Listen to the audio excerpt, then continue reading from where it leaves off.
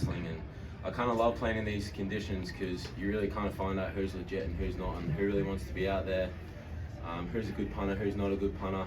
You know, it's funny, I watched a few of the SEC games today, and they're all playing like 85-degree weather, like not a breath of wind, and yeah, they're hitting good balls, but you really kind of find out your true potential when you're playing these games. So I'm also just like really proud of everyone on the punt unit, everyone on the team. You know, we came here, and I'll say, like, we came in, I'm sure many guys in this room and things like that probably didn't think that we were going to win, but we just got belief in that room, and you know, Coach Farron just gets us ready every week. So yeah, proud of everyone on the punt unit and proud of everyone on the team, because not many people gave us a chance, and you know, it's Iowa football, we kind of just find a way to win. But yeah, there you go.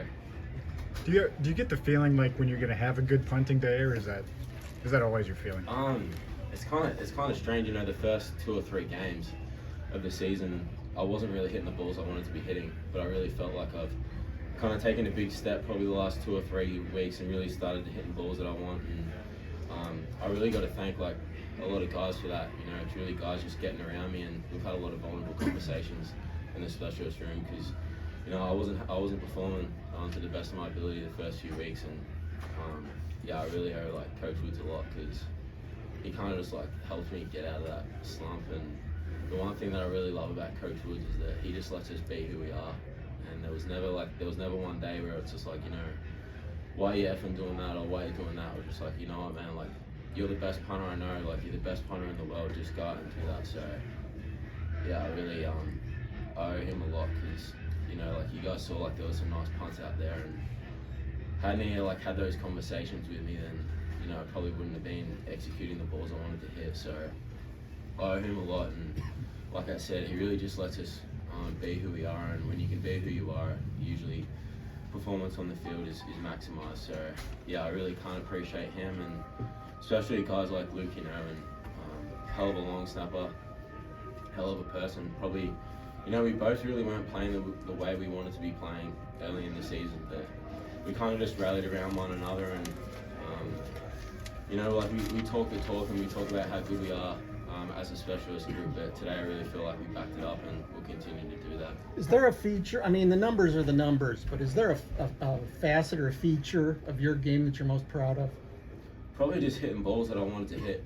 You know, probably the first couple of weeks I was good statistic-wise, and I was chatting with a couple of guys back home, a couple of my coaches, and they said, well, you can't be playing that bad because your numbers are good. And I said, well, I'm not hitting balls I want to hit. And I spoke to Jason Baker a couple of times on the phone, and he's someone that I owe a lot of credit to as well, because, you know, like I said a few times, I wasn't performing the way I wanted to, and he kind of just said, you know, when he's a big baseball guy, and he said when guys kind of strike out in baseball, I think they just got to get back up on the plate and hit a home run, but sometimes just the base hit is good, and it was kind of just base hit after base hit after base hit. And not to say I hit a home run or anything like that this week, but it really felt like we made strides as a group, which is good.